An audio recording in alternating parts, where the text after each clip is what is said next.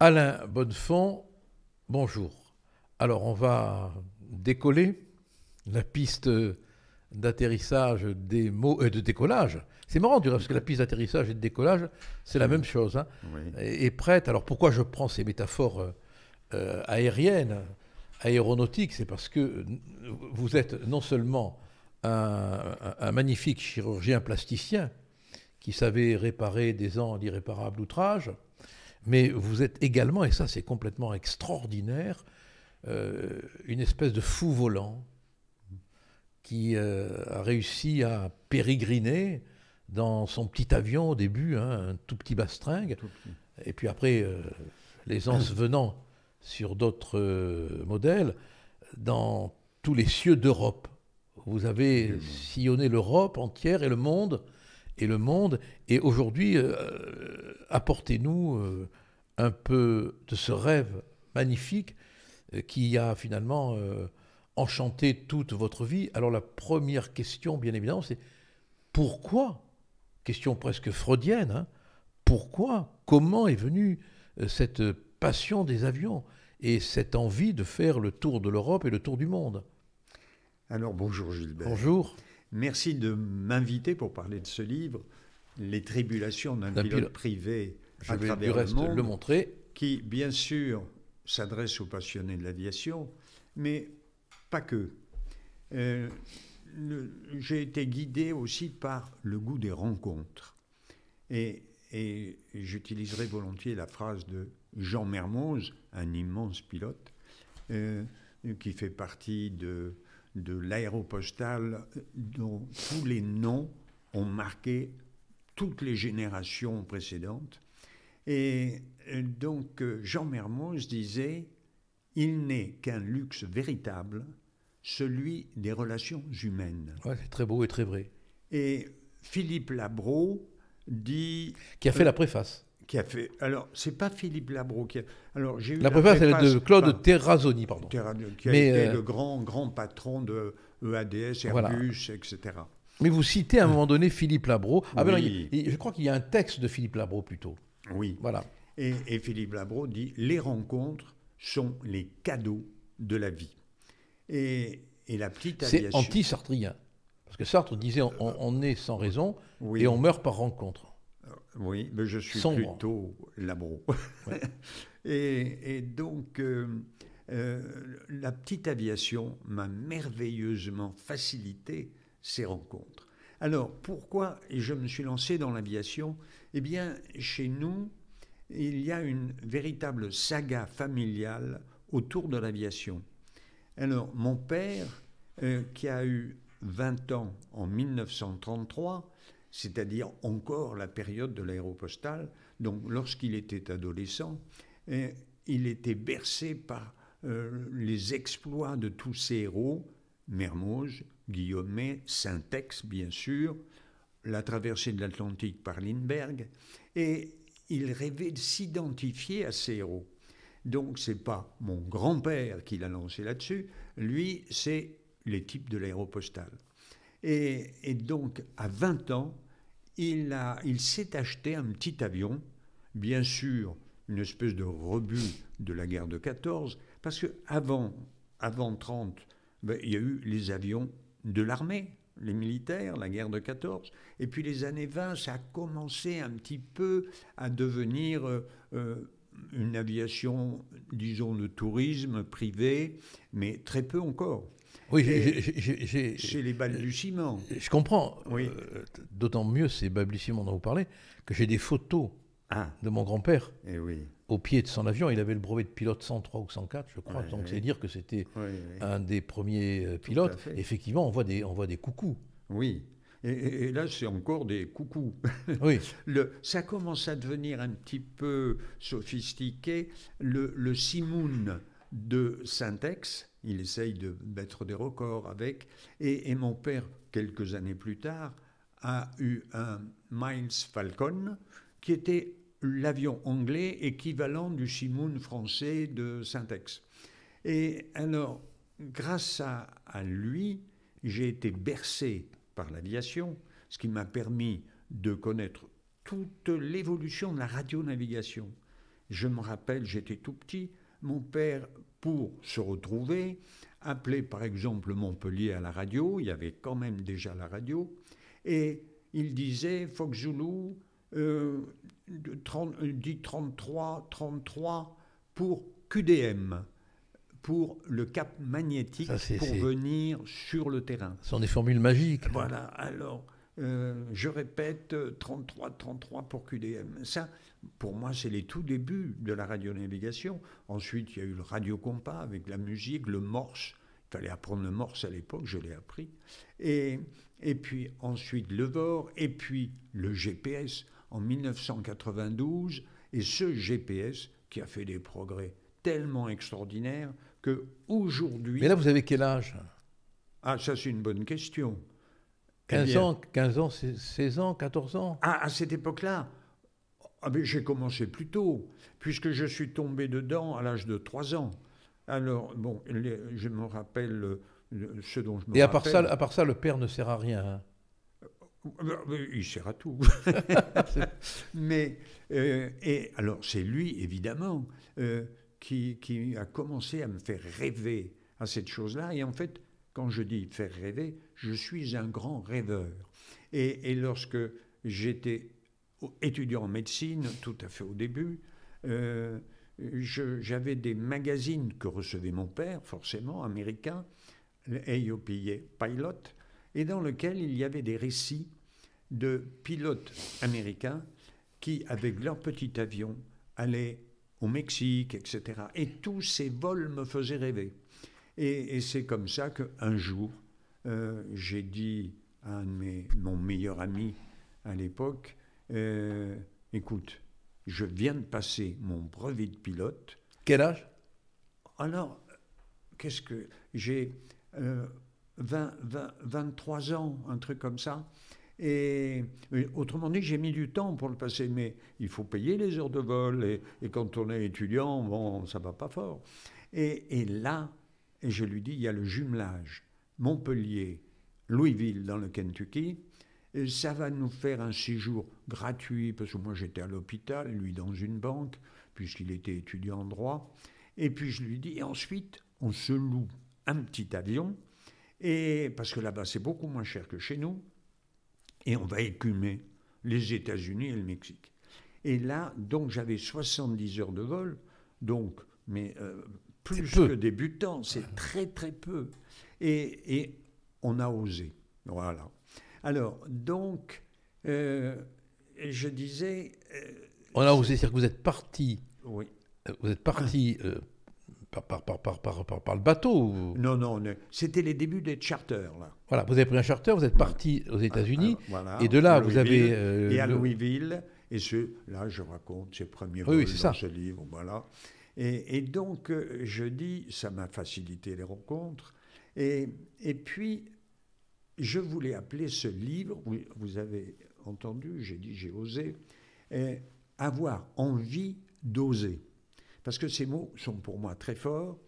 Et malheureusement, je me suis rappelé d'une réplique célèbre de Michel Audiard. Les cons, ça ose tout. Et c'est même à ça qu'on les reconnaît. Alors j'ai changé mon titre.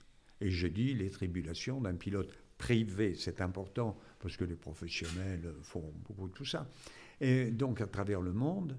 Et les tribulations, c'est important aussi, ce sont les aventures, mais aussi les mésaventures. Et c'est beaucoup plus rigolo de raconter les mésaventures que les aventures. Qui vont bien. Mais alors là, vous partez aux États-Unis, ça va être votre apprentissage finalement. Oui, tout à fait. C'est ça. Tout à fait, puisque je suis plus que débutant, je viens juste de passer mon brevet. Donc, on ne sait rien. Et là, je dis, on apprend le pilotage par petites touches. Toutes les erreurs que nous faisons, dans la mesure où on ne se casse pas, nous font apprendre la vie, et la vie de pilote. Donc, il y a... Oui, et alors, ce que je veux dire, c'est que Michel Audiard a tort. Notre grand philosophe, Johnny Hallyday, a raison lorsqu'il chante « Donne-moi l'envie d'avoir envie ».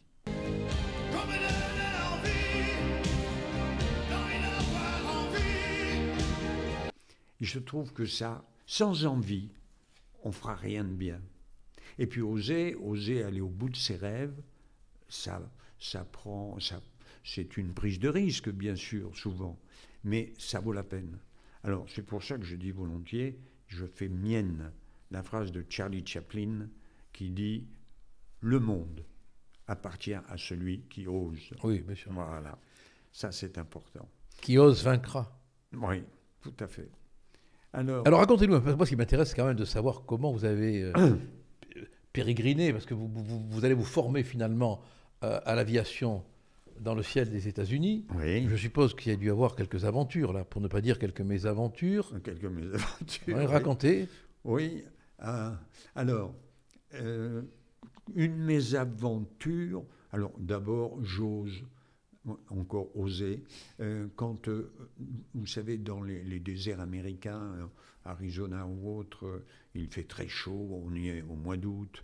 Et parfois, la piste, petite piste en terre, est à 2 km du village où nous voulons aller. Eh bien, je dis à mon copain, bon, on y va avec l'avion. Et on arrive sur la route principale du village et on se parque devant le saloon pour prendre une bière. Bon. Donc, comme mes aventures, eh bien, nous sommes au Mexique. Et alors là, notre premier avion, c'est un petit Agazou qui fait 150 chevaux et qui n'est pas mieux équipé que ce qu'avait Syntex à l'époque quand il passait les Andes. Et nous avons fait aussi passer les Andes avec ces petits Agazous. Et là... Ça représente quoi un petit Agazou? On dirait un oiseau. Ah oui, ça gazouille presque. Le petit Agazou, pour moi, pour nous, c'est un petit avion qui n'est pas puissant, qui n'a pas d'équipement particulier. Alors là, c'était il y a plus de 50 ans déjà. Et comme l'avion avait déjà aussi une dizaine d'années, ça fait 60 ans. Et puis le moins cher, bien sûr, on avait pris le moins cher. Donc on n'est pas mieux équipé que Syntex à l'époque quand il essayait de passer les Andes. Et là, on se retrouve sur les hauts plateaux mexicains et on doit passer la Sierra Madre. Il y a un front nuageux important et on ne peut pas voler dans les nuages avec ces engins.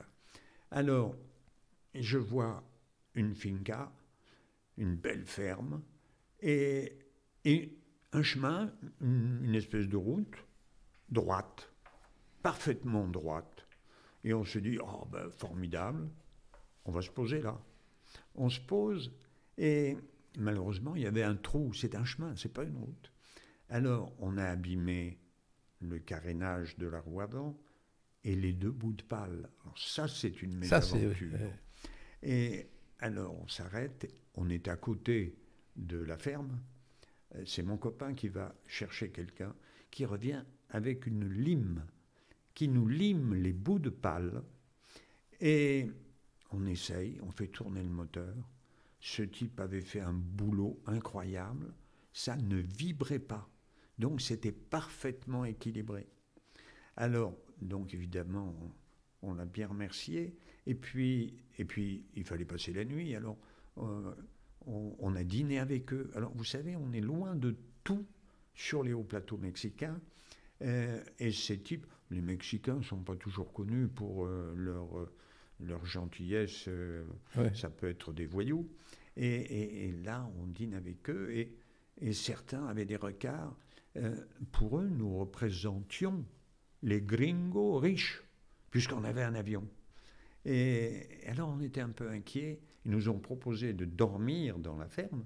Et on a dit, oh, finalement on a tellement l'habitude, on dort dans notre avion. Alors on dormait replié. Hein, ah, j'imagine, oui. Mais voilà une mésaventure. Mais je parle des rencontres. Nous avons rencontré un journaliste à New York, à l'aller. Et il nous dit, si vous allez à Mexico, j'ai mon ami, alors d'abord, il a un ami torero, et dont j'ai plus le nom, je l'écris là, et téléphonez-lui, allez le voir, Alors c'est ce qu'on fait, on arrive à Mexico, on l'appelle, et ce type, qui était un Français, et nous invite dans un bar, resto d'aficionados. Et là, il nous présente au grand matador Carvajal, qui était mondialement connu. Oui. Et nous arrivons en petit avion, ça intéresse. Alors Carvajal nous dit, demain, je vais tester mes taureaux dans ma finca qui est à 3 heures de Mexico, sur le haut plateau, et je vous invite. Et là, on a passé 2 jours. Merveille. Ça c'est un rêve absolu. C'est ce qu'on demande aux rencontres. Et nous avons toréé dans son petit truc. Et oui, parce qu'il testait les petits taureaux. Ah bon, d'accord. Oui, bien sûr, pour sentir ceux qui vont faire... Mais alors, il y a une question qui m'a toujours préoccupé. Là, vous atterrissez comme ça sur un chemin, une sorte d'Indiana Jones de la petite aviation, qui, paraît-il, est la vraie. Hein, parce que pour bien piloter un gros avion, il faut avoir appris à piloter sur les petits. Alors, c'est vrai, ça. Oh là là. On va en parler 30 secondes. Mais avant, une question qui me... si vous voulez, parce que j'ai... une question qui me taraude. Comment vous faites le plein d'essence, là ? Ah oui, on y pense tout le temps. Mais oui, mais comment vous faites ? Ah oui, bien par exemple, puisque vous évoquez ce vol, on a redécollé de là, on s'est encore posé sur un chemin, mais qui était connu comme pouvant accepter un petit avion, pour rencontrer quelqu'un dans une ferme à nouveau, qui était l'ami d'un médecin qu'on avait vu à Los Angeles, et qui nous avait donné des médicaments et des vêtements à distribuer chez les Indiens. Et il nous avait dit, passez d'abord chez tel bonhomme. De là, on a encore... Ah oui, si on a refuelé à Hermosillo, parce qu'on est toujours obligé de penser à ça. Et puis, là encore, atterrissage sur une espèce de piste sablonneuse dans le village des Indiens Ceres, pour faire offrir ces médicaments et ces vêtements. Alors là, du coup, le chirurgien nous avait payé le pétrole pour pouvoir faire ça. Mais comment, ma question est sûrement très con, hein, mais parfois ce sont les plus pertinentes. Hein. Comment savez-vous que vous allez avoir de l'essence ? On le sait quand nous allons sur un aéroport normal. Voilà, mais quand vous êtes comme ça, obligé d'atterrir au milieu de la Cambrousse... Oui, non, mais là, on sait qu'il n'y a pas d'essence. Il faut repartir après. Oui, mais on sait qu'on a suffisamment de pétrole, on connaît notre autonomie, disons 5 heures de vol, et donc, si on fait 1 heure ici, 1 heure là, donc on sait qu'on a du pétrole, mais c'est vrai qu'il faut toujours penser aux endroits pour refueler. Parce que l'accident le plus idiot, et que l'on note en France comme ailleurs, chez les débutants, dans les aéroclubs, c'est que l'accident, c'est la panne sèche. La panne sèche. Et qu'est-ce qu'on fait là ? On se pose, on essaye de trouver le premier champ. Mais ça, c'est une sacrée faute. Voilà. Il faut bien calculer. Alors expliquez-moi pourquoi. C'est un de nos amis, un grand pilote, hein, Jacques Klosterman, qui nous le disait il y a quelques jours. On ne peut piloter un Boeing convenablement que si on a appris à piloter sur de tout petits avions. Alors, c'est plein d'enseignements, ça. Je vais vous donner 2 petits exemples, très gros d'ailleurs. L'accident Rio-Paris.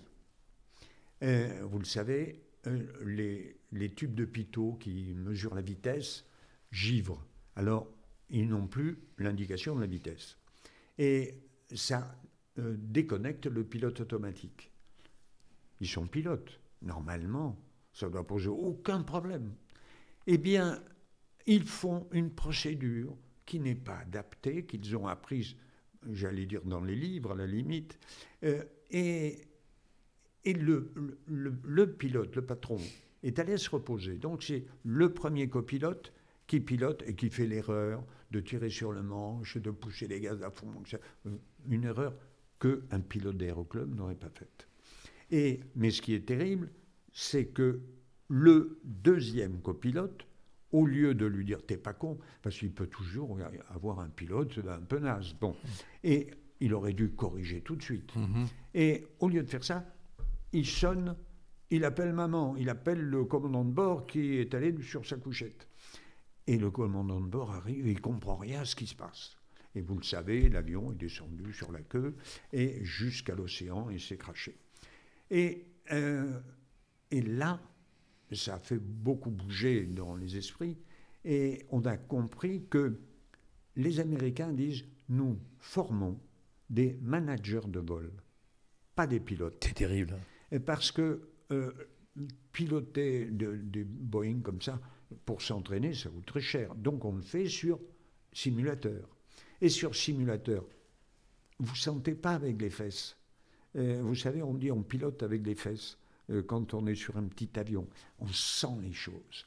Et là, c'est l'enseignement qui était à revoir.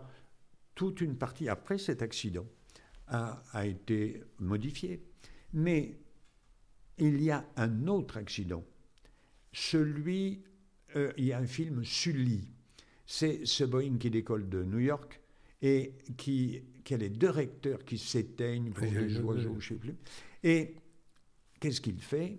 Il aurait pu essayer en vol plané de regagner Kennedy, dont il choisit d'amérir sur le Potomac. Et là, il l'a très bien fait. Eh bien, ce pilote, Sully, était pilote de planeur aussi. Donc, il savait faire. Un autre pilote aurait essayé, et vous le savez, si vous avez vu le film Sully, que les assureurs, évidemment, on fait toutes sortes tirer. d'histoires. Il aurait dû se poser en vol plané, il devait y arriver, mais ils ont fait des simulations et ils se crachaient dans les immeubles. Donc Sully a été formidable. Ils l'ont emmerdé. Ah là là, ils l'ont accusé d'avoir oui, conduit en état d'ivresse. Enfin, ça a été. Mais les assureurs, c'est pas une découverte. Hein. Bon. Alors, donc, c'est vrai, Jacques Klosterman, et je parle beaucoup. Quel grand pilote. Père. Oui, lui. Quel immense pilote. Lui est un immense pilote. Mais tout ça, c'est de père en fils, parce que le père... Le père, Pierre, pardon, c'est Pierre Klosterman, le héros de la bataille de Londres. Et j'ai eu l'occasion de le rencontrer. Ah bon? Pour moi, j'en parle parce que... Il faut dire un mot, parce que malheureusement, la France a la mémoire qui flanche. Pierre Klosterman, c'est un gaulliste de la première heure et qui a été vraiment le héros de la bataille d'Angleterre.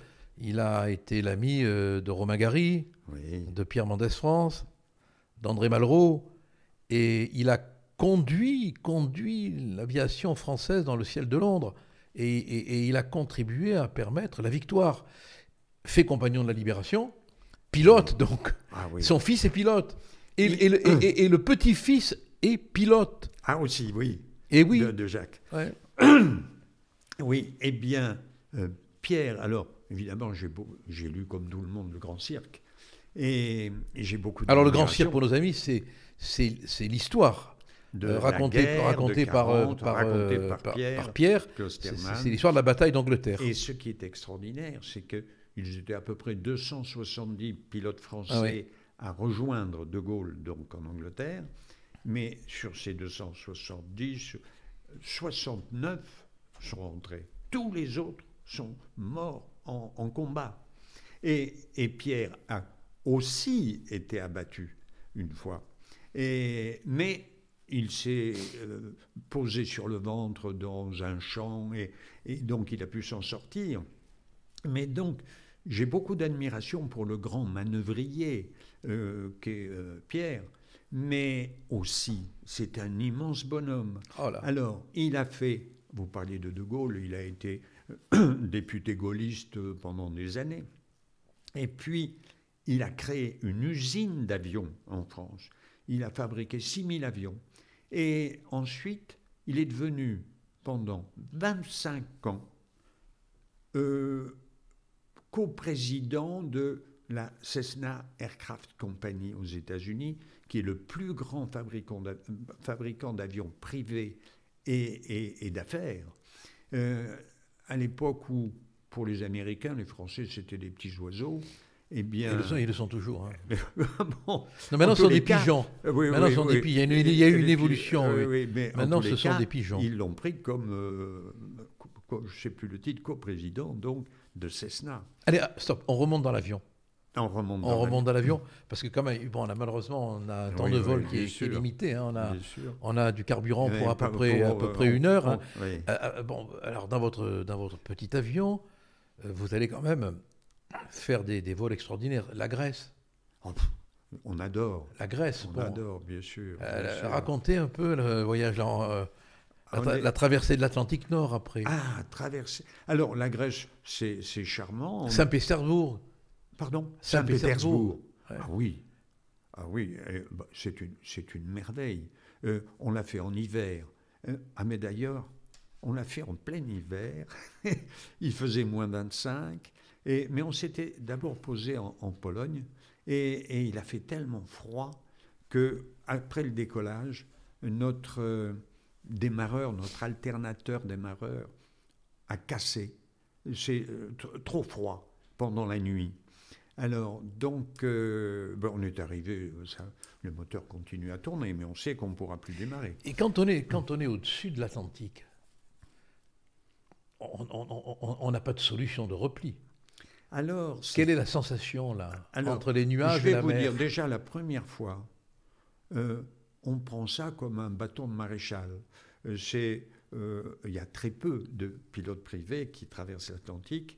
Et donc, quand nous l'avons fait, c'était un plaisir immense et surtout que ça a été agrémenté par des étapes. Au Groenland, Ilulissat. Ilulissat, qui est au-delà du cercle polaire, on va dire le 69e, pas loin du 70, donc, on est Grand Nord, mais surtout Ilulissat, c'est l'endroit où il y a le plus grand ice maker du monde, c'est le glacier d'Ilulissat qui fait les plus beaux icebergs. Et d'ailleurs, je me rappelle, nous nous posons la première fois et on arrive en bout de piste, on commence à tourner pour revenir vers le hangar et à 90 degrés de l'axe, je m'arrête, on est fasciné par les icebergs. Ah, je comprends. Des sculptures merveilleuses. Et on sort tous les appareils de photo, les caméras, et on filme, et on filme. Et la tour de contrôle me dit, Fox Zulu, est-ce que vous avez un problème? Ah non, on n'a pas de problème. On est simplement fasciné par le spectacle. Et puis, on est ensuite retourné là. Alors, 30 secondes, hein, on a honte de vous interrompre. Il y a un vrai rapport entre l'aviation et la beauté. Il y a une dimension incroyablement esthétique, poétique. Oui. Alors, le plus beau spectacle que nous ayons, ce sont les nuages. Alors, quand on est en aviation d'aéroclub, on les fuit, on reste dessous, etc.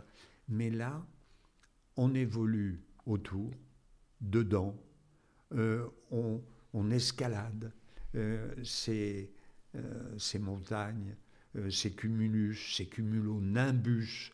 On ne rentre pas dedans, c'est une bombe atomique. Mais, et selon les heures, et puis ensuite le vol de nuit, la grande solitude, là où j'ai le plus eu ce sentiment, on décolle de Brasilia, non, on décolle de Manaus. Et pour aller à Brasilia, c'est l'Amazonie, la forêt amazonienne. Quelle beauté. Il n'y a rien. Alors, là, on est au-dessus de la préhistoire. Hein. Ah oui, mais vraiment la préhistoire. On a au départ, alors on démarre de nuit, et quelques petites lumières, un peu comme ça, et puis ensuite, le noir absolu, parce que la canopée est tellement dense que s'il y a des tribus, des petits villages, on ne voit rien. On ne les voit pas. Mais la nuit amazonienne n'est pas la nuit du monde, c'est une autre nuit. Moi, j'ai eu l'occasion d'y aller, de traverser même la forêt amazonienne. Oui. C'est la préhistoire. C'est le monde d'avant, quoi. C'est incroyable. Je raconte, là, alors là, c'était il y a 60 ans, ou 50 ans. On vole au-dessus en Colombie, au-dessus de ces forêts. Et il fait mauvais. Et à l'époque, je ne pouvais pas voler dans les nuages. Et donc, on était dans cette espèce de fente, là, entre le sommet des arbres et le bas des nuages. Et on voyait, le long des rivières, de petits villages, c'est-à-dire quelques huttes. Et les Indiens Kunas, ce sont les Indiens Kunas qui sont là. Et je me dis, mais on est dans notre petite cellule du XXe siècle ultramoderne, et ils vivent comme il y a, je dirais, des siècles en tous les cas. C'est étonnant, comme vous dites, la préhistoire. On pourrait, bon, il faut lire votre livre, hein, parce qu'on peut pas résumer ce tour du monde en 80 minutes, hein, puisqu'il a duré toute une vie, hein, quasiment. Toute une vie. Alors, je suis obligé de faire un choix, parce que on pourrait parler de Moscou et le Grand Nord, hein, on pourrait évoquer toute votre prix, mais par référence à Saint-Ex. Oui. Avec lequel j'ai un lien très particulier, puisque c'est un de mes clients pêcheurs qui a retrouvé sa gourmette. Ah. Et j'ai du reste une très belle photo de la gourmette que j'aurais pu apporter, mais j'ai oublié. Donc j'ai un lien très fort avec Saint-Exupéry. Le Maroc, évoquons le Grand Sud marocain. Parce que, sauf erreur de ma part, hein, le vol de nuit passait aussi par le Maroc. Hein. Alors, vous voulez dire le livre ? Oui. Vol de nuit, c'est en Argentine. Oui. Surtout. Alors, il y a Terre des Hommes. La Terre des Hommes, voilà, c'est Terre des Hommes. Voilà. Ouais, merci de corriger, c'est Terre des Hommes. Oui, voilà. On l'a beaucoup. Là, voilà. Alors, le Grand Sud marocain, puis on va terminer là-dessus, puisque. Voilà. Et oui. Alors, c'est au mois de novembre 1997 que vous vous retrouvez dans le Grand Sud marocain, enfin, au-dessus du Grand Sud marocain. Oui. 1997, quand même, c'est pas le Grand Sud d'aujourd'hui. Qu'est-ce que vous en gardez comme souvenir ? Alors, je vais vous parler de 1968. Bonne année. La première fois que j'y vais. Et on passe Ouarzazate. Et puis, plus au sud, il y a Zagora. Et là, une piste en terre. Et nous sommes à 2 avions. J'ai un de mes amis qui a un avion identique au nôtre, des avions d'aéroclub, hein. Et on se pose. Et puis, comme l'année précédente, j'étais allé aux États-Unis, que je m'étais posé partout, et je lui dis, écoute, le village est à 2 km, là-haut, il faut monter, on va y aller avec les avions. Et on monte la route en avion. Et on arrive sur le rond-point d'entrée de Zagora, et à droite, il y a la gendarmerie. Oui. Voilà. Et alors, on voit sortir les gendarmes comme des fous, et qui voient 2 avions qui s'intègrent entre un camion, une voiture. Qu'est-ce que c'est ce bazar ? Et alors, là, je sors une vieille caméra tourelle, 16 mm, ça faisait chic. Je leur dis, chut, nous faisons un film publicitaire sur le Maroc. C'était pas vrai. Ah oui. Mais, ah bon, d'accord. Et je dis, où est le Grand Hôtel du Sud ? Ah, ben vous descendez l'avenue, première à droite, première à gauche, le petit pont et l'hôtel est là. Je me dis, merde, un petit pont.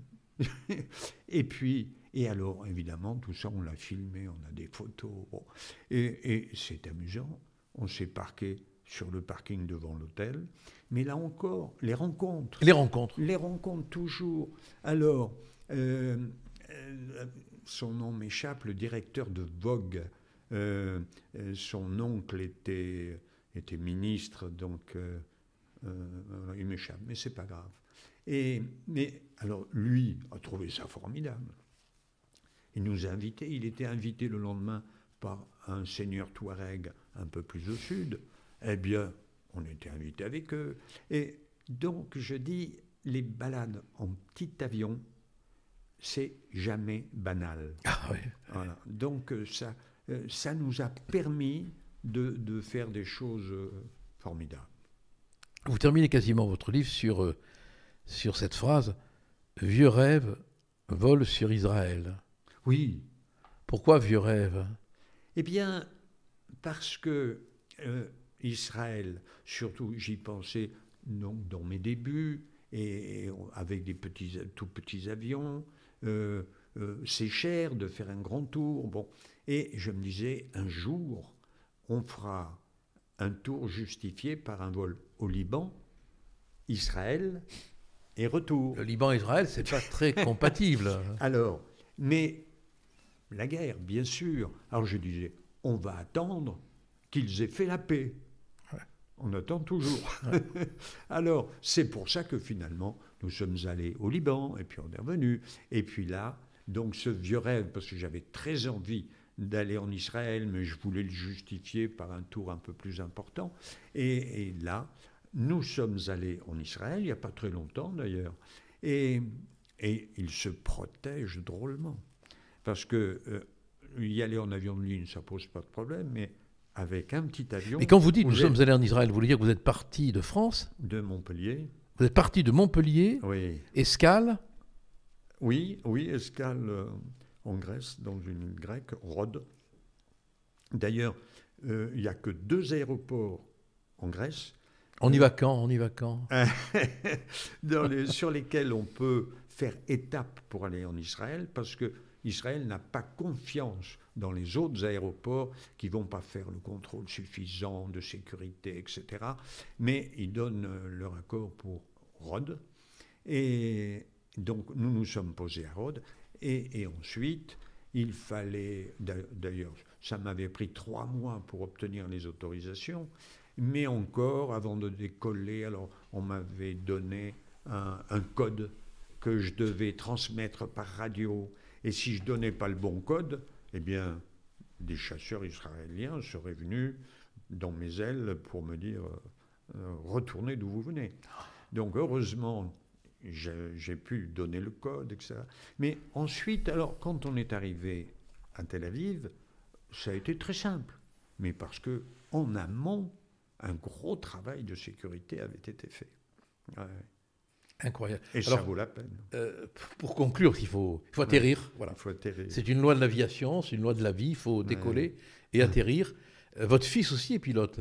Alors, ce qui me fait immensément Raphaël. plaisir, bien sûr, Raphaël continue cette saga familiale. Il a maintenant 27 ans. Il vient de passer récemment sa qualification très particulière d'atterrissage à Courchevel. Parce que vous le savez, c'est un toboggan. Oui. Bon. Alors, il est très fier d'avoir passé son truc. Et comme ça, avec ses copains, eh ben, il peut aller skier dans la matinée à Courchevel, rentrer le soir. Puis voilà. Donc, ce que j'ai fait pendant je ne sais plus, 40 ans, tous les week-ends d'hiver, nous allions skier à Courchevel. Il me fallait 45 minutes. Et on avait les skis aux pieds en 45 minutes. Quel rêve. Au sens le plus noble du terme, voleur de père en fils. Oui, heureusement que vous avez cette petite phrase avant. Mais voleur de rêve. Oui. Voleur de rêve. Oui. Voleur de rencontre au sens le plus noble du terme. Oui. Et comme je dis, oui, j'ai réalisé ces rêves et je les ai beaucoup partagés avec mes amis. Et je peux vous dire que ça crée des liens très forts. Ah, j'imagine. Mais il se dégage, on va conclure là-dessus, il se dégage de tout ce que vous racontez, indépendamment même de vous, et c'est ça qui est beau, une poésie dont on a envie. Et moi, je vous remercie parce que les temps ne sont pas forcément très romantiques, c'est plutôt difficile, et quand on vous écoute, eh ben, on décolle. Merci. Oui. Merci Gilbert de nous dire tout ça. Merci de nous avoir fait décoller de ce monde un peu gluant. Hein.